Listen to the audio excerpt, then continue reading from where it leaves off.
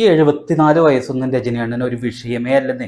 അങ്ങേര് തിമിർക്കല്ലേ, ഡയലോഗ്സും ഫൈറ്റും അദ്ദേഹത്തിന്റെ ആ മരണമാസ ചിരിയും. അങ്ങനെ ശരിക്ക് പ്രേക്ഷകർക്ക് ആ കഥാപാത്രത്തെ കാണുമ്പോൾ തന്നെ വെറുപ്പ് തോന്നുന്നുണ്ടായിരുന്നു.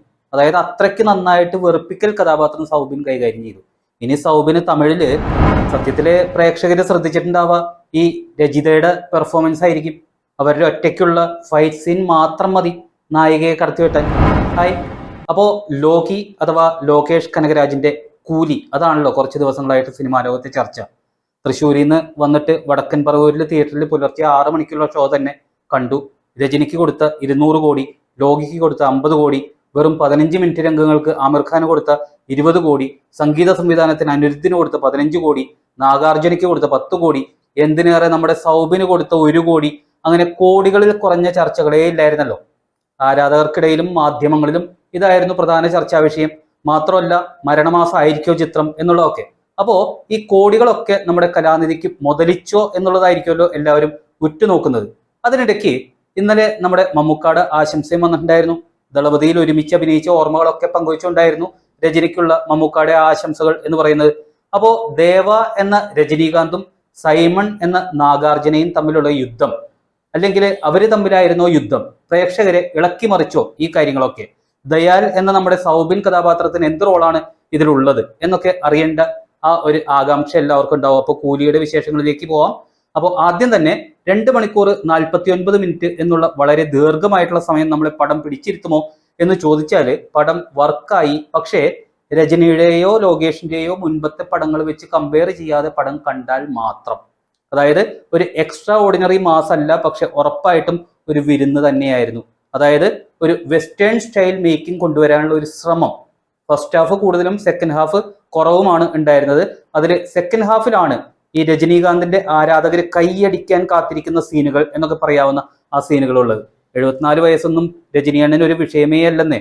അങ്ങേര് തിമിർക്കല്ലേ, ഡയലോഗ്സും ഫൈറ്റും അദ്ദേഹത്തിന്റെ ആ മരണമാസ ചിരിയും. അങ്ങനെ എല്ലാം കൊണ്ടും രജനി ആരാധകർക്ക് വേണ്ടതെല്ലാം ലോകേഷ് രജനി അണ്ണനെ കൊണ്ട് ചെയ്യിപ്പിച്ചിട്ടുണ്ട്. പിന്നെ ഇന്റർവെൽ പഞ്ചൊന്നും അത്രയ്ക്കുള്ളതായിട്ട് എനിക്ക് തോന്നിയില്ല. പിന്നെ മറ്റു നടന്മാരെ കുറിച്ച് പറയുകയാണെങ്കിൽ ഒത്തിരി നടന്മാരുണ്ടല്ലോ, അതും എല്ലാ ഭാഷകളിൽ നിന്നും. അതില് കാസ്റ്റ് ചെയ്തിരിക്കുന്നത് മൊത്തം ഓൾറെഡി കഴിവ് തെളിയിച്ചിരിക്കുന്നവരെയാണല്ലോ. അതുകൊണ്ട് തന്നെ അവരെക്കുറിച്ച് അഭിപ്രായം പറയേണ്ട ഒരു ആവശ്യം ഉള്ളതായിട്ട് എനിക്ക് തോന്നുന്നില്ല. അതായത് അവർക്ക് മാർക്കിടേണ്ട ആവശ്യമില്ല. അവർക്ക് കിട്ടിയത് നല്ല വേഷങ്ങളായിരുന്നോ, അത് അവർക്ക് യോജിച്ചതായിരുന്നോ എന്ന് പറയുന്നതാണല്ലോ ഭംഗി എന്ന് പറയുന്നത്. അങ്ങനെ നോക്കുമ്പോൾ എല്ലാം എല്ലാവരുടെയും കയ്യിൽ ഭദ്രമായിരുന്നു. അതിൽ ആമിർ ഖാനെ ഒരു 15 മിനിറ്റ് നേരത്തേക്ക് ഉപയോഗിക്കുന്നത് ഒറ്റ പ്ലോട്ടിലാണ്. അവിടെ അദ്ദേഹത്തിന്റെ ആ കുസൃതി നിറഞ്ഞ ചിരി, അതാണ് നന്നായിട്ട് ഉപയോഗിച്ചിരിക്കുന്നത് എന്ന് പറയേണ്ടി വരും. അത് പടത്തിന് നൽകിയ ഒരു പോസിറ്റീവ് എനർജി എന്ന് പറയുന്നത് വളരെ വലുതാണ്. പിന്നെ നമ്മുടെ മലയാളി താരം ബാബുരാജ് 2 ഫൈറ്റ് സീനുകളിൽ വന്നു പോകുന്നുണ്ട്, ഇന്റർവെല്ലിന് മുമ്പും ഇന്റർവെല്ലിന് ശേഷവും. പിന്നെ ഉപേന്ദ്ര എന്ന് പറയുന്ന ആ നടന്റെ ആ ലുക്ക് എന്ന് പറയുന്നത്, രജനിയുടെ കൂടെ നിൽക്കുന്ന ആ കൂട്ടുകാരൻ എന്ന് പറയുന്ന ആ ലുക്ക് വളരെ നല്ലതായിട്ട് തോന്നി. അതായത് പല ഭാഷകളിൽ നിന്ന് പലരെയും കൊണ്ടുവന്നത് എല്ലാം വർത്തായി എന്ന് തന്നെ പറയാം. ഇനി നമ്മുടെ സൗബിന്റെ കാര്യം എടുത്താൽ ഒരു മുഴുനീള കഥാപാത്രം, അത് സത്യത്തിൽ സൗബിന് കിട്ടിയ ഭാഗ്യം എന്ന് തന്നെ പറയേണ്ടി വരും.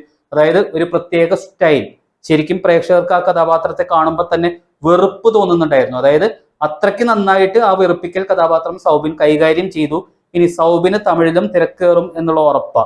പിന്നെ സത്യത്തിൽ നമ്മളെല്ലാവരും കണ്ട പാട്ട്, അത് സത്യത്തിൽ ഒരു ഐറ്റം ഡാൻസ് അല്ല, സൗബിനെ കൊണ്ട് ഡാൻസ് ചെയ്യിപ്പിക്കാൻ വേണ്ടി മാത്രമുള്ള ഒരു പാട്ടായിട്ടാണ് എനിക്ക് തോന്നിയത്. അതിന്റെ സത്യത്തിൽ ഐറ്റം ഗേൾ അല്ല, പകരം സൗബിനാണ് ശ്രദ്ധിക്കപ്പെട്ടത് എന്ന് തന്നെ പറയേണ്ടി വരും. പിന്നെ ബാക്ക്ഗ്രൗണ്ട് സ്കോർ മൊത്തം ഏതൊക്കെയോ ഇംഗ്ലീഷ് സിനിമകളിൽ കേട്ട് മറന്ന ഐറ്റംസ് ആയിട്ട് എനിക്ക് തോന്നി. പക്ഷെ രജനിയണ്ണന് കൊടുത്തിരിക്കുന്ന ടൈറ്റിൽ മ്യൂസിക് അത് പൊളിച്ചു. ഇനി കന്നഡയിൽ നിന്ന് കൊണ്ടുവന്ന രജിത റാം എന്ന് പറയുന്ന ഒരു നടിയുണ്ട്. ശ്രുതി ഹാസനേക്കാൾ പ്രേക്ഷകര് ശ്രദ്ധിച്ചിട്ടുണ്ടാവുക ഈ രജിതയുടെ പെർഫോമൻസ് ആയിരിക്കും. അവരുടെ ഒറ്റയ്ക്കുള്ള ഒരു ഫൈറ്റ് സീൻ മാത്രം മതി നായികയെ കടത്തിവെട്ടാൻ. സത്യത്തില് ചില സമയങ്ങളിലൊക്കെ ചില സെന്റിമെന്റ് സീനുകളൊക്കെ ആഡ് ചെയ്ത് ആക്ഷൻ മാത്രമല്ല അഭിനയ മുഹൂർത്തങ്ങളും കൂടി പുറത്തെടുക്കാൻ രജനീകാന്തിന് അവസരം കൊടുത്തുകൊണ്ടുള്ള ലോകേഷിന്റെ ഒരു ഡിഫറെന്റ് അപ്രോച്ച്, അതാണ് സത്യത്തില് കൂലി എന്ന് പറയുന്ന പടം. ഏതായാലും പഴയതും പുതിയതുമായിട്ടുള്ള രജനീകാന്തിനെ ഒരേ ചിത്രത്തിൽ കാണാൻ പറ്റുന്ന നല്ലൊരു ചിത്രം. കഥയും റോളുകളും മനഃപൂർവ്വം പറയാതിരിക്കുന്നതാണ് കേട്ടോ, വെറുതെ സ്പോയിലർ ആക്കണ്ടല്ലോ. അപ്പോൾ ധൈര്യമായിട്ട് ചിത്രം കാണാം, വർത്ത് മൂവി. അപ്പോൾ ബൈ ബൈ.